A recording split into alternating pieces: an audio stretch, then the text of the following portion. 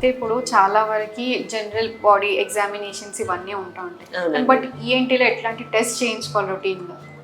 Routine test which are needed in ENT అని అంటే అండి సాధారణంగా అక్కర్లేదు జనరల్ అడల్ట్ పాపులేషన్కి.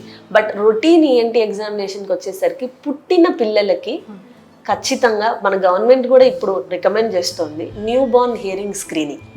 సో ఏం చేస్తామంటే పుట్టిన పిల్లలకి సెకండ్ డే కానీ థర్డ్ డే కానీ we do a screening basic test of OAE అంటాం, ఓటో ఎకౌస్టిక్ ఎమిషన్ టెస్ట్.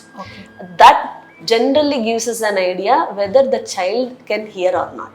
అంటే కొంచెం వినిపించగలుగుతుందా లేదా బేబీకి అన్నది ఒక బేసిక్ టెస్ట్ ఇన్వెస్టిగేషన్. చాలా చిన్న పరీక్ష, ఇన్వేజివ్ ఏమీ ఉండదు. బేబీకి చిన్న ఇయర్ బడ్ లాంటిది పెట్టి ఒక సౌండ్ ఇస్తాము.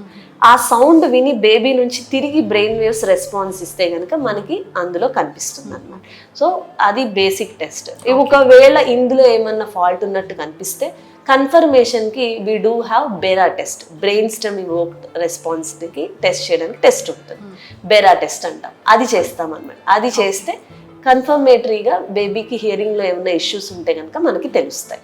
సో ఎందుకు ఇది చెయ్యాలి, why you need to do it? ఎందుకంటే మనకి పిల్లల్లో ఎర్లీగా హియరింగ్కి సంబంధించిన ఏదన్నా ప్రాబ్లమ్స్ ఐడెంటిఫై చేస్తే మనం ఎర్లీగా ఇంటర్వెన్ చేయడానికి అవుతుంది. బికాజ్ పిల్లలకి విత్ ఇన్ 2 years మనకి బ్రెయిన్లో కొత్త కనెక్షన్స్ ఫామ్ అయ్యి కొత్తవి నేర్చుకోవడానికి కుదురుతుంది. సో వింటేనే మాట్లాడగలం మనం, పిల్లల శబ్దాలు వింటేనే ఓవరాల్ డెవలప్మెంట్ వస్తుంది, మాట కానీ ఏదైనా. సో అది పాసిబుల్ అవ్వాలి అని అంటే హియరింగ్ బాగుందా లేదా తెలియాలి అని అంటే ఈ స్క్రీనింగ్ అన్నది అవసరం. ఓకే.